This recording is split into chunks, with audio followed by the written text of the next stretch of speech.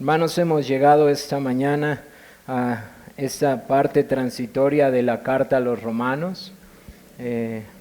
Esta parte de la carta en donde a partir de este rumbo la carta empezará a tomar un rumbo diferente. Desde el capítulo 1 hasta el capítulo 11 mayormente fue una sección doctrinal, es decir, el apóstol Pablo se encargó de poner el fundamento de su enseñanza, y a partir del capítulo 12 hasta el 16, poco antes de que termine la carta, mayormente será instrucción, exhortación para la iglesia a los romanos. Eso no quiere decir que no hayamos visto que el apóstol instruyera o diera exhortaciones a los creyentes.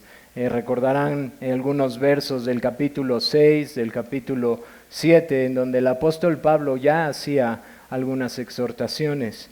No obstante, a partir de este momento de la carta, la enseñanza es principalmente instrucción y exhortación para los creyentes. Él ha terminado de desarrollar la maravillosa doctrina del Evangelio. Y solamente quiero recordárselos para que ustedes puedan tener en mente siempre esto. Él les mostró la necesidad que tienen todos los hombres del Evangelio. Pero también Él ha hablado de cuán suficiente y eficaz es el Evangelio de nuestro Señor Jesucristo. Eso es básicamente lo que el apóstol Pablo ha estado hablando en los 11 capítulos anteriores. Cuán necesario es para todo ser humano en esta tierra, pero también cuán eficaz es el Evangelio para salvar, cuán suficiente es para salvar y cuán eficaz para perseverar a los santos hasta el fin. Y esta mañana, para poder comenzar, quiero leerles un pequeño fragmento de un misionero. Yo no sé si todos ustedes han escuchado acerca de la vida de David Livingstone.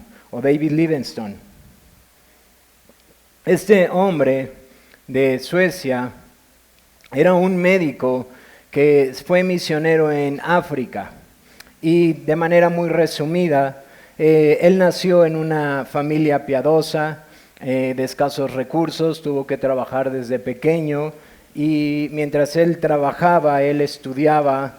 En donde él trabajaba, él leía, y así fue como trabajando y estudiando pudo hacerse de una carrera. No obstante, siempre tuvo un anhelo bastante fuerte por alcanzar a los perdidos, no necesariamente de la Europa en donde él se encontraba, sino de lugares como Asia y finalmente África, donde él murió. David Livingstone intentó ser misionero varias veces en China, y trató de asociarse a las diferentes sociedades misioneras que existían. No obstante, para cuando él logra obtener el permiso, China entra en lo que fue la guerra del opio, y no pudo ya irse para allá. La recomendación fue: no es momento ahorita de ir para allá.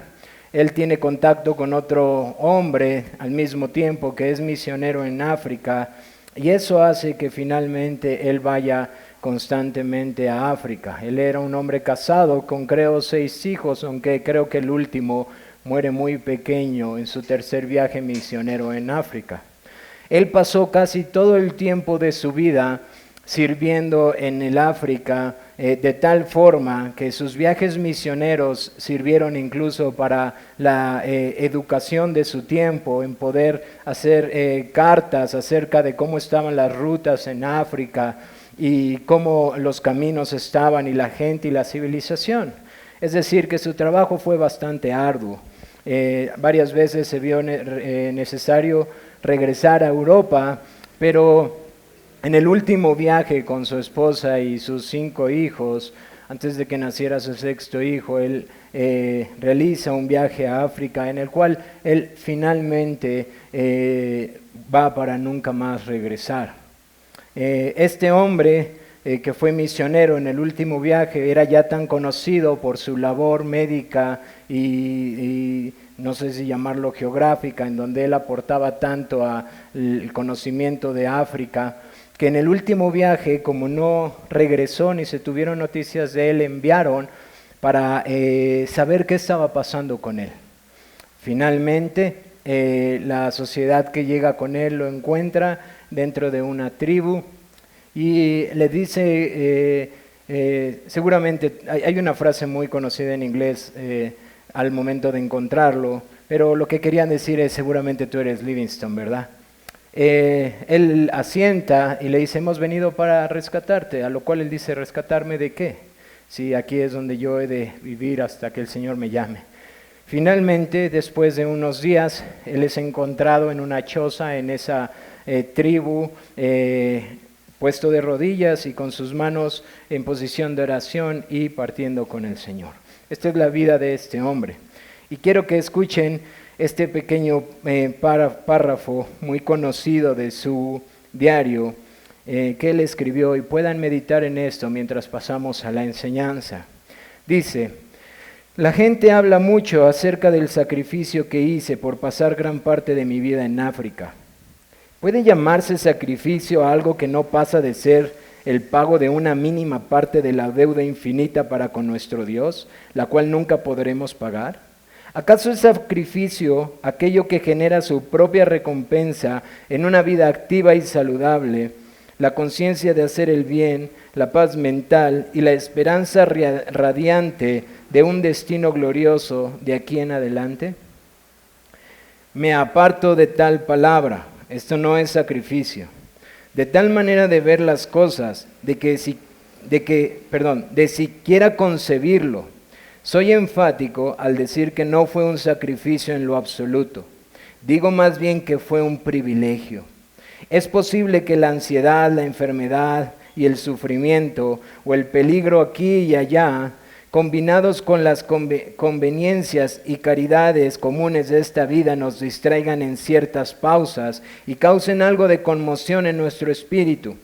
Pero tales cosas no duran más que un momento y son como nada cuando se comparan con la gloria que será revelada y que es para nosotros. Yo nunca hice un sacrificio. En tales términos, jamás deberíamos de hablar si es que recordamos el gran sacrificio hecho por Cristo, quien dejó el trono de su Padre en las alturas para entregarse a sí mismo por nosotros. Hermanos, quise traer esta pequeña porción del diario de este hombre, porque yo creo que nos va a ayudar bastante a poder entender lo que el apóstol Pablo le estaba instruyendo a esta iglesia en Roma, que de la misma forma nos ayudará a nosotros. Dice Romanos 12:1. Voy a leer una versión un poco más contemporánea, hermanos, van a ver algunas diferencias, pero voy a estar leyendo esta y también Reina Valera 1960. Dice: así que, hermanos, les ruego por las misericordias de Dios que presenten sus cuerpos como sacrificio vivo, santo y agradable a Dios, que es el culto racional de ustedes. Hermanos, ahora pasamos a esta sección e inmediatamente vemos cómo el apóstol Pablo comienza con esta frase: así que, hermanos. Es decir, a la luz de lo que yo les he venido diciendo, hermanos, en los capítulos anteriores, o dicho de otra forma, a la luz de lo que Dios ha hecho por nosotros, creyentes. Yo no sé si ustedes se percatan en esto, pero es sumamente importante cómo Pablo comienza este párrafo. Dice: así que, él está diciendo, de tal manera, de lo que hemos escuchado entonces, o por lo tanto, y hermanos, esta palabra es sumamente importante porque esta es la verdad en cómo Pablo transmite la instrucción a los creyentes.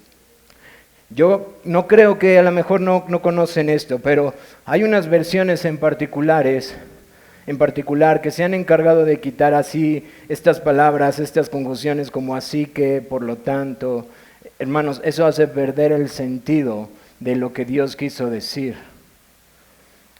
Él está enseñando, Pablo acaba de enseñar doctrina importante, el Evangelio en su esplendor, en su gloria. Él ha sistematizado la caída, la justificación, los resultados de la justificación, la glorificación esperada, la fidelidad de Dios. Pablo ha sistematizado de manera muy gloriosa y ahora se acerca con los hermanos para exhortarles diciendo, a la luz de esto, hermanos, o por lo tanto, debido a este glorioso evangelio, les ruego por las misericordias de Dios.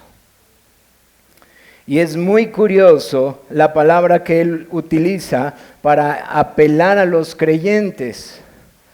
Él con toda autoridad apostólica utiliza un término que nosotros conocemos ya porque lo hemos venido estudiando, que es el mismo término que se utiliza para la persona del Santo Espíritu. Él utiliza un término para decirles, así que ahora los llamo a caminar cerca, los llamo a que ustedes puedan avanzar en conjunto a qué, o cerca a qué, o por qué nuestra Reina Valera dice les ruego, o otras versiones dice les exhorto. Hermanos, porque el término que Pablo está utilizando va en relación a lo que él ha enseñado. Así que en base a esto que yo les he hablado, hermanos, creyentes, caminen en conformidad a esta enseñanza. De hecho, lo confirma por lo que dice inmediatamente. Dice, por las misericordias de Dios. Así que, hermanos, les ruego por las misericordias de Dios, a la luz de la gloriosa misericordia de Dios, del obrar para salvarnos y guardarnos, creyentes, les exhorto. ¿Y a qué les exhorta? ¿A qué les ruega? ¿A qué les pide que caminen cerca de? Bueno, nuestro texto lo dice ahí.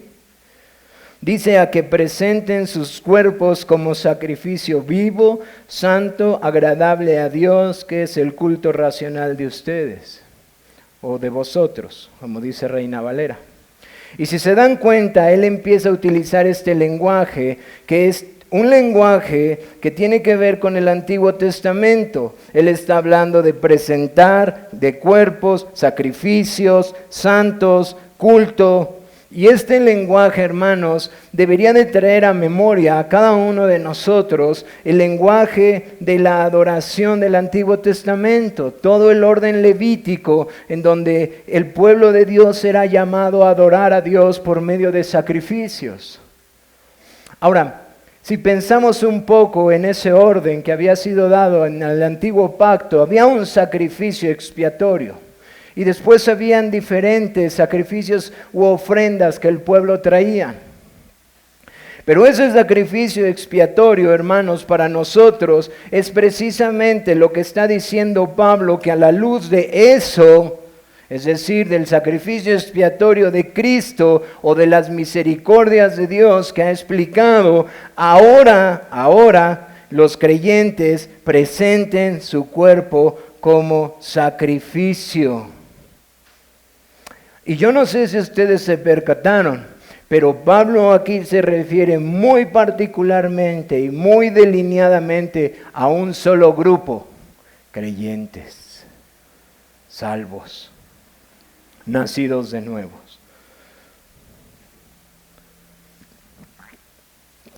Y este grupo de creyentes es llamados a presentar su cuerpo. Ahora, hermanos, yo espero que ahí nos despojemos del pensamiento que muchas veces viene a nuestra cultura de diferentes filosofías e ideas, en donde lo más común en el día de hoy se dice, bueno, es que Dios conoce mi corazón, o es que el cuerpo no sirve para nada, no aprovecha como los griegos, etcétera, etcétera, etcétera. Pablo dice, la palabra que está utilizando para cuerpo es todo el ser entero. Él está refiriéndose a que los creyentes a los cuales les está hablando, así que hermanos, a estos hermanos, por las misericordias de Dios que Él ya ha explicado, ustedes deben de presentar su ser entero, su ser entero. Y aquí pudieran venir muchas preguntas. ¿Cómo nuestro ser entero, Pablo? Si has explicado en el capítulo 6 que nosotros hemos muerto juntamente con Cristo, que el cuerpo de pecado ha sido destruido. ¿Qué está pasando? Bueno, hermanos, él también ha explicado que el pecado aún mora en el creyente. Y quiero decirles algo, es por medio de nuestro cuerpo que ese pecado, como veremos en el estudio de la confesión esta tarde, ese pecado es manifestado y nosotros pecamos contra Dios. Son las manos, son los ojos, es nuestra boca, son nuestros pensamientos, son nuestros pies, son nuestros deseos, son nuestros anhelos. Como decían los hermanos hace muchos años de República Dominicana, ¿en qué estás soñando mientras estás despierto? ¿En qué estás codiciando mientras tú estás despierto? Es ese cuerpo, no solamente las partes físicas, sino todo nuestro cuerpo que actuará según nuestra voluntad y que debemos de presentar este cuerpo como un sacrificio. Y aquí es donde este lenguaje del orden levítico es más claro. Pablo dice, utilizando esta imagen de los diferentes sacrificios, que nosotros creyentes, ahora a la luz de la gloriosa obra de nuestro Señor Jesucristo, debemos de presentar nuestro ser entero, que hermanos, no solo implica nuestro corazón que Dios conoce, y eso debería de darnos temor porque Él lo conoce, sino nuestros deseos, nuestra voluntad, nuestro cuerpo físico, absolutamente todo debe de presentarse a Dios como un sacrificio, es decir, se le tiene que poner al servicio de Dios. Porque si ustedes estudiaran este pasaje se darán cuenta que varias traducciones lo pueden traducir no solamente como sacrificio, sino como servicio. Y hermanos, nuevamente, el apóstol Pablo está tratando de traer a nuestras mentes la adoración que ocurría con el pueblo de Dios en la presencia de Dios. Y está diciéndole a los creyentes, ustedes hermanos, a la luz de la misericordia de Dios, ahora adoren o sirvan a su Dios. Presenten su cuerpo para servir o adorar a su Dios. Pero también dice algo, no solamente presentamos nuestro cuerpo entero, nuestro ser entero, sino que dice el apóstol Pablo, dice, presentéis vuestros cuerpos en sacrificio vivo, santo y agradable a Dios, que es vuestro culto racional. Fíjense, hermanos, yo espero que pueda llevarlos a un texto que estoy queriendo concluir esta idea de este texto. Pero aquí les dice que su ser entero debe de ser presentado como servicio, como sacrificio a Dios. No como el perdón de los pecados, hermanos, porque eso ya fue suficiente en Cristo. Justificados pues por la fe tenemos paz para con Dios por medio de nuestro Señor Jesucristo, dice Romanos 5:1, a quien Dios puso como propiciación por medio de la fe. Él no está hablando de ese sacrificio, hermanos. Él está hablando del servicio de adoración que hacemos nosotros al poner nuestro ser entero. Y dice claramente, vivo. Vivo. Esta instrucción, nuevamente, nos damos cuenta que está siendo para creyentes, que les está hablando a personas que han nacido de nuevo, que pueden palpar lo que Romanos 6 dice claramente, que hemos muerto y hemos sido resucitados juntamente con Cristo, que pueden palpar lo que Romanos 8 dice, que el Espíritu de Dios da testimonio de que nosotros somos hijos de Dios, y si hijos también herederos de Él juntamente con Cristo. Es un sacrificio de una persona que ha experimentado la obra de regeneración, de una persona que ha sido puesto aparte para Dios. Y este sacrificio debe de ser grato a Él, es decir, conforme a su voluntad. Lo que Pablo les está diciendo es que todo su ser, al cual se les ha dado vida, debe de ser apartado para Dios, haciendo su voluntad y siendo entregado en su totalidad al servicio de su Dios. Ahora, hermanos, quizás ustedes se preguntan por qué de esta manera empieza. Se van a dar cuenta conforme avanza la carta, incluso en el siguiente versículo, que hay problemas fuertes en esta iglesia. Por ejemplo, a partir del versículo 3 en adelante, parece ser que hay un detalle de orgullo, en donde algunos se consideran mayores que otros. Y lo que está diciéndoles, en base a este orgullo, probablemente tenía que ver relacionado a sus dones y al ejercicio de ellos. Y lo que Pablo les está diciendo es, hermanos, no son sus dones, no es su libertad, no es su capacidad, sino es que a la luz de la misericordia de Dios, ustedes presenten su ser entero, apartado para Dios, para servirle conforme a su voluntad. Esto es algo que van a ver expresado en estos dos versículos, que es agradable a Dios. Hermanos, el culto que le agrada a Dios, Él manda cómo debe de hacerse. El servicio que Dios manda, Él determina cómo debe de hacerse. Es conforme a su voluntad. Y Él concluye este versículo diciendo, porque este es vuestro culto racional.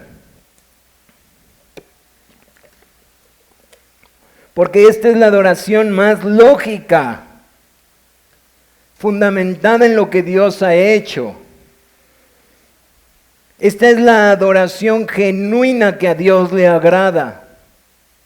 Este es el resultado lógico de las misericordias que Dios ha mostrado para hombres como nosotros, descritos del capítulo 1, verso 18 hasta 3:20. Si todas esas verdades en donde, como dijo el apóstol Pablo, para que todos cierren su boca y queden bajo el justo juicio de Dios, y luego resplandece en ese paño negro el brillante del Evangelio, en donde tú y yo estamos incluidos en ese paño negro, y el diamante de nuestro Señor Jesucristo hace que resplandezca su justicia de tal manera que nosotros somos partícipes de ella. Lo más lógico, lo más racional, lo que es conforme a lo que Dios ha hecho o conforme a sus misericordias, es que los creyentes en Roma debían de presentar su ser entero, santo, apartado, consagrado a Dios, para servir y adorar al único Dios verdadero.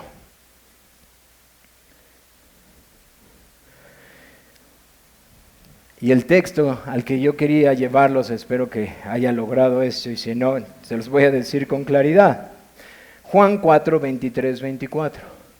Tenemos al Señor Jesucristo hablando con una mujer samaritana. Y tiene la plática y le está entablando con ella. Y les dice, los verdaderos adoradores adorarán al Padre en espíritu y en verdad. Hermanos, uno de los textos más hermosos que el Señor Jesucristo da, describiendo lo que sería la realidad de nosotros. Verdaderos adoradores adorando al Trino Dios en espíritu y en verdad. Pues esto es de lo que Pablo está hablándole a los creyentes en Roma. ¿Qué podemos aprender en este primer párrafo? Hermanos, si pueden anotar esto, creo que esto es sumamente importante para el bien de nosotros, pero para el bien de la iglesia, para el bien de sus familias, padres, para el bien de sus familias. La instrucción, por favor, hermanos, vean esta forma en la que Pablo describe. La doctrina precede la exhortación. La doctrina precede la exhortación. Dice Hendrickson, la ética cristiana se basa en la doctrina cristiana. Hermanos, quiero unirlo con lo que aprendíamos hace 15 días. La doctrina siempre lleva a una adoración genuina. Y lo veíamos en la doxología de 11:36. Pero esta doxología, esta adoración a nuestro Tino Dios, si nosotros la entendemos en lo que Pablo está explicando, tiene también que ver no solo con la alabanza de nuestras bocas a nuestro Dios, no solo con la exaltación de nuestras bocas a las perfecciones de nuestro Dios, sino de cómo estamos viviendo nuestra vida a la luz de esas misericordias. Ahora, aquí yo les ruego que nuestras mentes empiecen a estar ejercitadas, aunque el calor está fuerte, hermanos. Aunque sé que quizás tengan un poco de sueño. Porque quiero que consideren estas verdades importantes. Si tú tienes una doctrina correcta, pero no tienes una adoración adecuada que incluye tu ética cristiana, hay dos cosas que debes de considerar. O tu doctrina es incorrecta o hay un problema en el corazón que no has arreglado. Y ambas pueden pasarle a cualquier creyente. Pero hermanos, no olvidemos que para poder instruir, exhortar, animar, la doctrina es esencial. ¿Qué aprendemos también en este texto? La necesidad de la intencionalidad en la adoración verdadera. Según el apóstol Pablo en este texto que acabo de leer, el culto racional de los creyentes en Roma es esto, que ellos intencionalmente tomen su ser entero y lo presenten como un sacrificio vivo, santo y agradable a Dios. Decía un hermano, pastor de muchos años, que cuán común es que llegue la gente diciendo, hemos pasado por toda clase de experiencia espiritual. Hemos llegado a todas las iglesias carismáticas, pentecostales, hemos orado, hemos pedido dones, hemos pedido confirmación, etcétera, etcétera, etcétera. Todas estas cosas que estas iglesias practican. Y dice, y sin embargo, mi vida sigue sin estar plena en Dios. Y el hermano dice que muy pacientemente agarraba este texto y lo llevaba y les decía, es que estás equivocado, es muy sencillo. Si eres creyente a la luz de lo que Dios te ha hecho por ti, tú preséntate como un sacrificio a Él. Deja de estar buscando algo más superior a Cristo. Deja de estar buscando y esperando que algo puede ser mayor a lo que el Señor Jesús hizo. Y en base a lo que Él hizo, agarra tu ser entero y preséntalo al Señor para que puedas entender cuál es la plenitud de vivir en Cristo en esta vida. Así que la intencionalidad en esta adoración podemos verla en este texto, hermanos. Pero también podemos aprender, hermanos, que la mejor forma de avanzar en santidad no es principalmente por lo que hago, sino principalmente por lo que contemplo la obra de Cristo. Ahora, no separen lo uno del otro. Pero hay gente que en su esfuerzo, o hay creyentes que en su esfuerzo por crecer en santidad, inmediatamente determinan, haré esto, el otro, aquello, y oraré y esto, el otro y aquello, como lo veremos, como seguiremos viendo en las enseñanzas de vida piadosa y la mortificación. Pero aquí vemos un principio diferente. Aquí vemos que como el apóstol Pablo dijo en el primer capítulo de su anhelo de llevarles el evangelio a estos creyentes y confirmarlos por medio de un don, era con la intención de que ellos pudieran avanzar en santidad. Y ahora regresa en este versículo 1 de capítulo 12 para decirles que es de esta forma en cómo ellos pueden avanzar en santidad. A la luz de las misericordias de Dios. ¿Cuáles misericordias, hermanos? Las que son obtenidas, como dice el apóstol Pablo en el capítulo 1 de Efesios, a la luz de estar unidos en Cristo Jesús. Todas estas bendiciones espirituales que nosotros creyentes, hermanos, como dice él, hemos recibido en Cristo. Así que la mejor forma de avanzar en santidad es mirando constantemente a Cristo. Y dice nuestro texto en el versículo 2: no se conformen a este mundo, más bien transfórmense por medio de la renovación de su entendimiento, de modo que comprueben cuál sea la voluntad de Dios, buena, agradable y perfecta. Reina Valera 60 dice: no os conforméis a este siglo, sino transformaos por medio de la renovación de vuestro entendimiento, para que comprobéis cuál sea la buena voluntad de Dios, agradable y perfecta. Aquí vamos a ver dos implicaciones, hermanos, una negativa y una positiva. La primera, la implicación negativa: no permitan que este mundo los moldee a sus formas pecaminosas. Yo espero, hermanos, que no hagamos una descontinuación de lo que acabo de decir en el versículo 1. Cuerpo entero, sacrificio vivo, santo, agradable.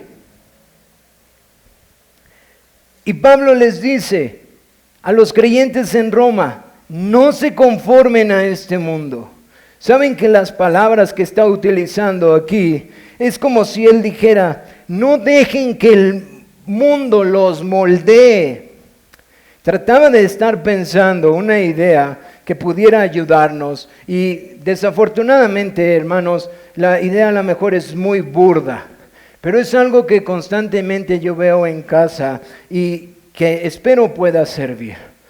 Mi esposa tiene diferentes moldes para hacer panes. Y uno de esos moldes puede tener una forma cuadrada, grande, para un pan, para un pastel grande. Y el molde lo pone, mete la mezcla y todo y sale un pan grande. Pero luego yo puedo llegar con otro molde que tiene ahí, que a lo mejor tenía como una forma de estrellita y era más chiquita, y le digo: oye, ¿por qué no lo pusiste en este molde? Me gusta más esta forma.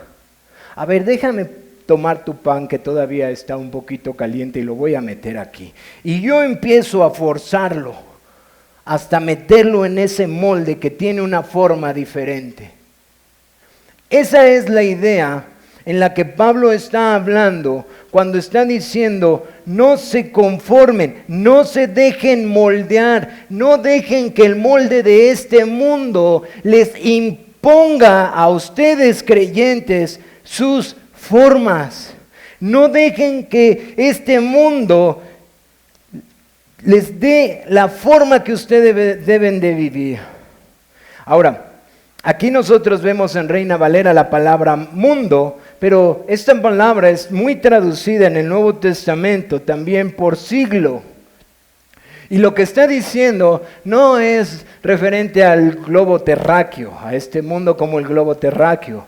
Lo que está diciendo es, por ejemplo, en Gálatas 1:4 puede hacer más idea de esto. Dice: para librarnos de este presente siglo malo. Cuando el Señor Jesucristo estuvo en la tierra, Él usaba mucho esta frase para hablar de este siglo y del siglo venidero. El siglo venidero o la época venidera se refiere a la época en la que Él vendría para reinar con su iglesia, la consumación de todas las cosas. Entonces, vemos este siglo o esta era o este mundo que es malo y el siglo venidero. Pablo utiliza esta palabra para decir, no se conformen a esta era, a este tiempo presente. No dejen que este tiempo los conforme. Ahora, ¿a qué se refiere, hermanos? Yo espero que por favor podamos atender a esto que el apóstol Pablo está exhortando a esta iglesia. Este mundo que está bajo el poder del maligno tiene formas de hacer las cosas, tiene pensamientos de cómo actuar, tiene ideas y concepciones y conclusiones alrededor de absolutamente todo. Todo. Al respecto de la familia, de la política, al respecto del trabajo, de la masculinidad, de la feminidad, de la crianza de los hijos para los padres para los hijos, de la educación, del orden, de absolutamente todo, todo. Este mundo, este siglo actual en el cual nosotros vivimos, hasta la consumación de todas las cosas, tiene formas de hacer las cosas. Y Pablo está diciéndole a los creyentes, no dejen que este siglo los meta en su molde. No lo permitan. Esta es la implicación negativa. No permitan que este mundo los moldee a sus formas pecaminosas. Por favor, hermanos, utilicen su mente en este momento y consideren cada aspecto de su vida, cada instante, y de su familia, y de su alrededor, y de sus vecinos, y de su país, y de este continente. Porque en cada uno de ellos este siglo malo o la corriente de este mundo está impactando de manera negativa. Y Pablo le dice a los creyentes en Roma, no permitan que este mundo los moldee a sus formas pecaminosas, no en cómo hablan, no en cómo actúan, no en cómo visten, no en cómo piensan, no en cómo educan, no en cómo, etcétera, etcétera, etcétera, etcétera. Y les dice de manera ahora positiva,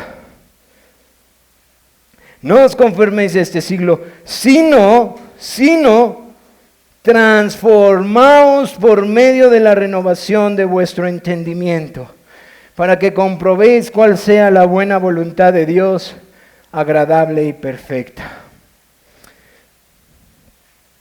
Más bien, hermanos, permitan que la palabra transforme sus vidas al renovar sus mentes, para que ustedes, creyentes en Roma, puedan comprobar que lo que Dios quiere para ustedes es lo que es bueno, lo que es agradable y lo que es perfecto. Hermanos, Pablo les acaba de decir, a la luz del Evangelio, ustedes, creyentes en Roma, presenten su ser entero en adoración a su trino Dios, de manera santa, pura, viva. Esto es lo más lógico a la luz de lo que Él ha hecho por nosotros. ¿Cómo lo deben de hacer? No dejando que este mundo malo, este siglo malo, los conforme a su molde, a sus formas, a sus maneras. Más bien, permitan que ustedes puedan ser transformados mientras su mente es renovada, para que puedan comprobar lo que Dios quiere de ustedes, que es lo bueno, lo que es agradable y lo que es perfecto. Y Él está diciendo, transfórmense por la renovación de su entendimiento. Hermanos, sumamente importante lo que les está diciendo aquí. Transfórmense. O sean transformados. Creo que la versión más actual aquí se equivocó. Les voy a mostrar por qué. Reina Valera 60 dice, y sino transformaos. Y hermanos, no quiero dar ahorita ninguna lección de español ni nada. Pero esta es una voz pasiva, es decir, les está dando una ordenanza en la que ellos no son los que actúan, ellos están pasivos mientras este verbo actúa. ¿Por qué? Porque esta es la obra del Espíritu Santo en nuestras vidas. Transformaos, y utiliza esta palabra que es derivada de una palabra que nosotros conocemos muy bien, metamorfosis, es la misma raíz griega, lo que nosotros sabemos que pasa con la oruga y luego después de un tiempo se cambia de forma y se vuelve una mariposa. Es la misma palabra que está en los evangelios para cuando nuestro Señor en la transfiguración. Hay un cambio. Y dice el apóstol Pablo que sean transformados, sean cambiados. Pero aquí está usando un tiempo pasivo en donde alguien más hace la acción y los creyentes reciben el resultado. Pero inmediatamente de esta transformación que ocurre en el creyente, interna y externamente, lo une con un imperativo o un mandato que sí son los creyentes en Roma los responsables, mediante la renovación del entendimiento. El creyente es transformado por la obra del Espíritu Santo mediante o por medio de la intencionalidad del creyente al renovar su mente constantemente en la palabra. Constantemente en la palabra. Entonces, Pablo les dice, sean transformados mientras ustedes cambian su forma de pensar. Mientras ustedes están haciendo que su mente tenga la mente de Cristo, tenga los pensamientos de Él, para que ustedes puedan comprobar. Para que ustedes puedan comprobar que lo que Dios quiere para ustedes es lo bueno, lo agradable y lo perfecto. El renovar la mente, según el apóstol Pablo, ayudaría a que ellos puedan confirmar, probar, verificar que lo que Dios quiere para los creyentes es bueno, es agradable y es perfecto. Y describe los atributos de lo que Dios quiere para ellos. Ahora, si ustedes se dieron cuenta, versículo anterior dice lo que es agradable a Dios. Aquí viene y dice bueno, agradable y perfecto. En el versículo anterior, sacrificio vivo, santo y agradable a Dios.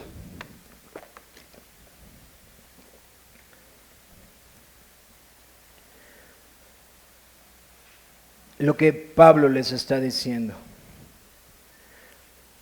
No dejen que este mundo los moldee. Antes creyentes en Roma, permitan que la palabra de Dios renueve sus pensamientos para que ustedes sean transformados y puedan confirmar lo que Dios quiere para ustedes. Y da 3 atributos: bueno, agradable y perfecto. Esto es lo que Dios quiere para cada uno de sus hijos. ¿Qué aprendemos de esta exhortación que Pablo les está dando a los creyentes? Pablo les ha dicho, hermanos, para resumir e ir concluyendo, que a la luz del glorioso evangelio de Cristo Jesús, que es el único medio, pero que también es poderoso para salvar y para mantener firmes a los creyentes hasta el fin, indiferentemente de las circunstancias, sea enfermedad, sea persecución, sea hambre, indiferentemente de ellos. Dios es fiel para perseverarlos. Y a la luz de todo esto, nuestra adoración más lógica, es decir, lo que deberíamos estar concluyendo en hacer cada uno de nosotros creyentes, es presentar nuestro ser entero, que ha nacido de nuevo, considerarlo apartado para nuestro Dios y servirle a Él. No dejando que este mundo nos imponga sus formas, sino llenando nuestra mente con su palabra para que eso transforme nuestras vidas enteras y podamos comprobar que lo que Dios quiere es bueno, es agradable y es perfecto para nosotros. Esa es la exhortación para los creyentes en Roma. Esa es la exhortación para nosotros. Aprendemos la necesidad imperante de que la palabra de Dios abunde en nuestros corazones, como lo dice Pablo en Colosenses 3:16. Pero, hermanos, aprendemos muchas cosas de la manera en la que el apóstol Pablo se dirige a los creyentes. No solamente, y hermanos, yo sé que ustedes van a decir, hermano, pero yo no estoy a cargo viendo las situaciones de la iglesia, pero hermano, créeme, va a haber el momento en donde tengas que tratar cierta situación de pecado con tu hermano, con tu cónyuge, con tus hijos, o hijo incluso, con todo respeto, con tus padres. La doctrina precede la exhortación, y la exhortación es vana si no trae dirección, hermanos. La doctrina precede la exhortación, y la exhortación es vana si no trae dirección, hermanos.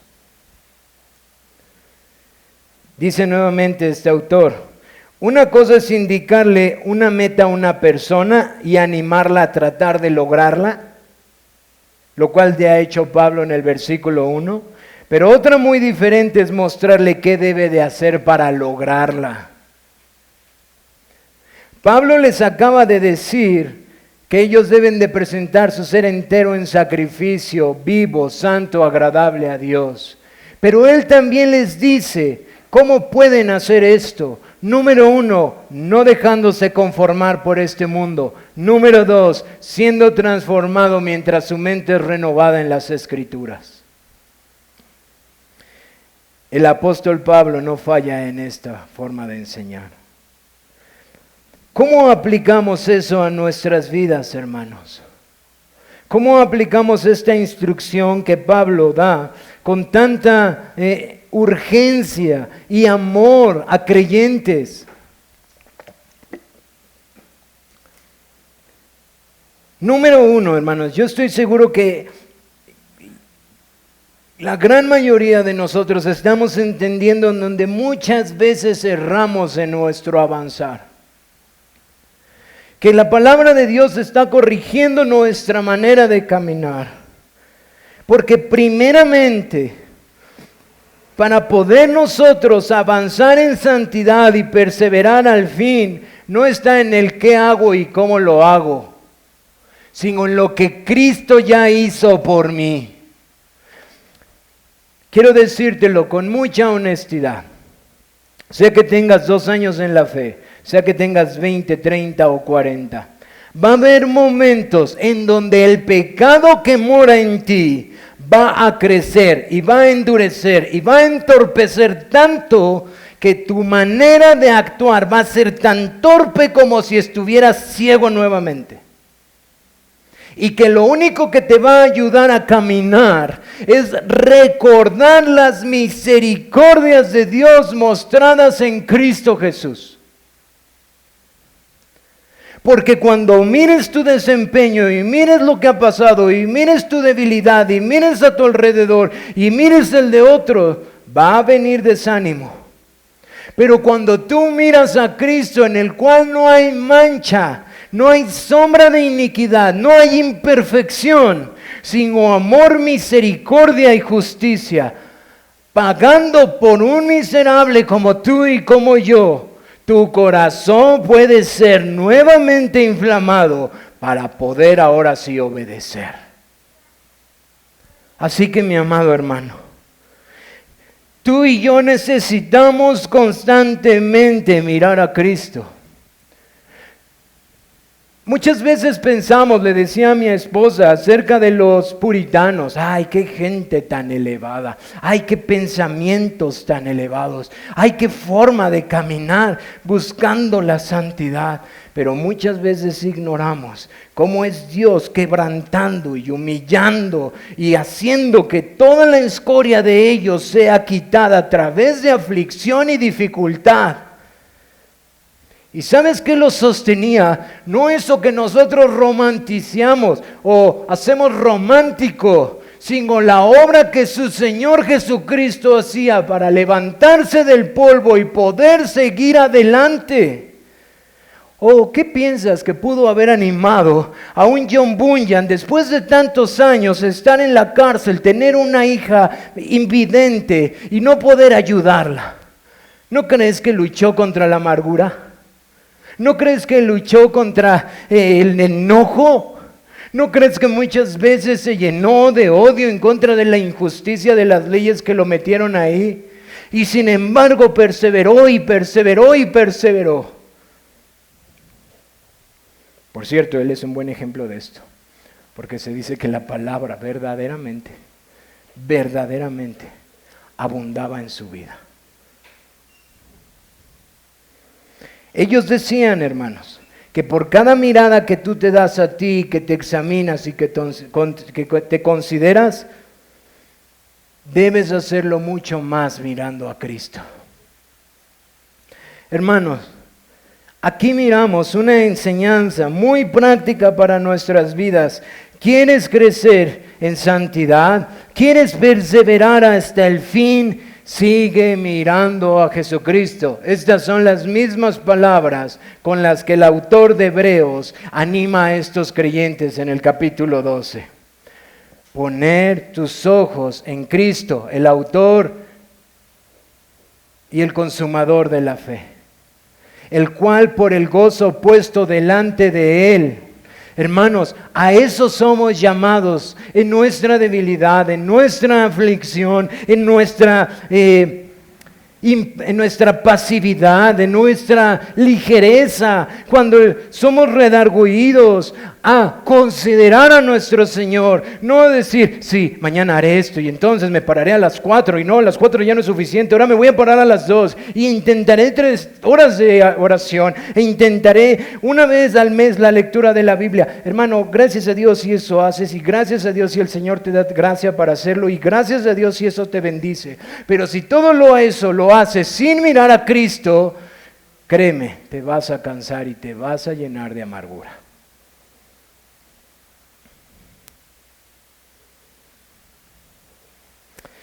Segunda aplicación, pongamos nuestro ser entero al servicio de nuestro Dios, nuestro cuerpo. Hermanos, esta historia que les conté de David Livingstone, hermanos, es una particularidad de unos cuantos entre multitudes de creyentes, hermanos. Es un ejemplo muy claro, muy evidente de lo que cada uno de nosotros debemos de hacer en nuestra vocación, en nuestro vivir, en nuestro día a día. ¿Cómo vives tu día?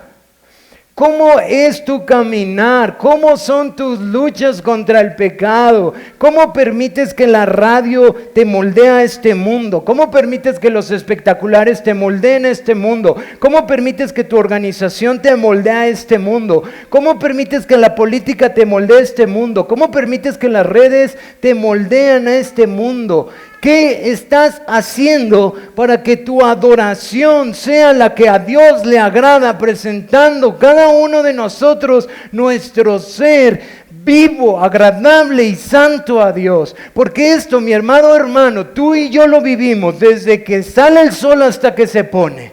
Cada instante somos tentados a contestar como este mundo contesta, a reaccionar como este mundo reacciona, a vivir como este mundo vive, a codiciar, a desear, a mirar, a hacer, etcétera, etcétera, etcétera, hermano. Y tú y yo, esta mañana, por este texto, somos llamados a considerar, creyentes, cómo estamos adorando a nuestro Dios. No estamos hablando de tus ofrendas, hermano. Estamos hablando de nuestras vidas siendo puestas en adoración y servicio. ¿O estás reservando un poquito para ti? ¿O estás reservando un poquito para cuando crezcas? ¿O simplemente estás tratando de guardarte para tu propio bien? Quiero decirte algo. Porque si tú y yo consideramos honestamente eso, tú y yo tenemos mucho que pedir perdón antes de tomar la cena del Señor. Y tenemos que ser honestos, porque en esto fallamos muchas veces. ¿Qué motivación hay en nuestra vida? Yo no sé si se percataron de esto y quizás algún día podamos estudiar esto, pero esta es la razón por la que Jonathan Edwards dice que la voluntad es la mente. Puedes ser transformado cuando tu mente esté saturado por la palabra de Dios. Y entonces puedes actuar conforme a lo que Dios quiere y confirmando que lo que Dios quiere para ti y para mí es bueno, es agradable y es perfecto. Aunque a veces sea doloroso, aunque a veces sea triste, aunque a veces cueste lágrimas, aunque a veces cueste decepción. Eso es lo que Dios quiere para nosotros. Porque ¿sabes algo, hermano? Las misericordias de nuestro Dios son muchísimo mayor que ese sufrimiento y que ese dolor. Son muchísimo mayor que el tiempo que padecemos y que lloramos y que sufrimos por causa de Cristo. Sus misericordias son mayores, como dijo David Livingstone. Es imposible que llamen a lo que hice un sacrificio cuando no es comparable con el sacrificio que el Cordero de Dios hizo. ¿Qué otra aplicación tenemos, hermanos? Deseemos la palabra de Dios, hermanos. Es increíble ver a la iglesia contemporánea en un mundo perverso y hostil como en los tiempos de Noé, siendo pasivo en su diligencia con la palabra de Dios. Asesinatos de miles y miles de bebés en el vientre, imposición de normas antinaturales en nuestra ciudad, en nuestros alrededores. Desviaciones de lo que es bueno y le dicen mal, y a lo malo le dicen bueno y a lo bueno le dicen malo. Pláticas corruptas, perversas, que en otras generaciones ni siquiera se hubieran dicho. Un claro ejemplo de lo que Romanos 1:18 dice. Por todos donde voltees, gente entregada por completo a sus lascivias y a hacer las cosas más vergonzosas que antes se hacían en lo oculto, ahora los hacen en lo público. No solo en lo público, ahora piden a los medios que los impongan a la sociedad, que tus niños lo vean, que los ancianos lo observen. Esto es lo que les complace. Pero la iglesia de Cristo, pasiva en renovar su mente, pasiva en su estudio, pasiva, 1, 2, 3 textos por aquí, 1, 2, 3 capítulos al día. Hermanos, no os conforméis a este siglo, sino transformaos por medio de la renovación de vuestro entendimiento. Quiero decirte algo que va a ser bien difícil que lo alcances a entender, pero le ruego al Señor que conceda gracia. ¿Cómo sabes que en la forma en la que te diriges a tu cónyuge no es pecaminosa? ¿Cómo sabes que lo que les estás enseñando a tus hijos no está en contra de la voluntad de Dios? ¿Cómo sabes que el ejemplo que estás dando como cristiano no le es tropiezo a tu familia? ¿Cómo sabes que lo que estás aceptando no es algo que va en contra del Señor? Quiero decirte algo, una simple lectura de las Escrituras no va a servir. Los herejes, los lobos hacen lo mismo. Y toman las Escrituras y las tuercen para su perdición.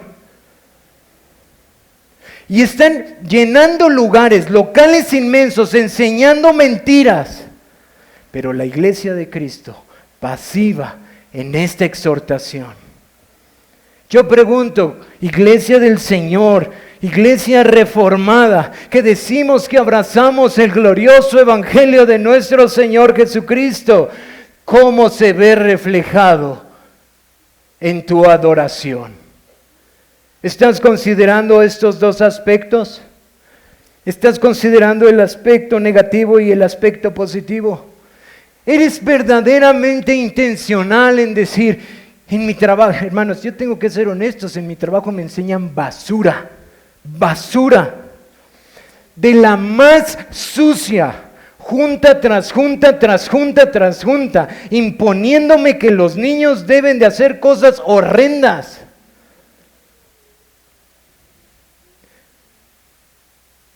Eso lo hacen 2 o 3 veces a la semana. Mientras yo veo eso, hermanos, yo tengo que regresar a las Escrituras, y tengo que regresar a las Escrituras, y tengo que regresar a las Escrituras. ¿Saben por qué? Porque el Señor me dice, tú no estás exento de moldearte a este mundo. Tú no estás exento de que la siguiente generación, tus hijos, lo acepten. Tú no estás exento de que al rato estés en una iglesia en donde estén celebrando uniones homosexuales. ¿Sabes cuál es la única forma? Siendo transformado por la palabra. Ahora, varones, esa es nuestra mayor responsabilidad para nuestras vidas, para nuestros hogares, para nuestra iglesia, para nuestra sociedad. Si no hacemos eso, vamos tarde que temprano estar aplaudiendo o ser partícipe del pecado de este mundo malo. Finalmente, los que están en medio de nosotros, que no son creyentes,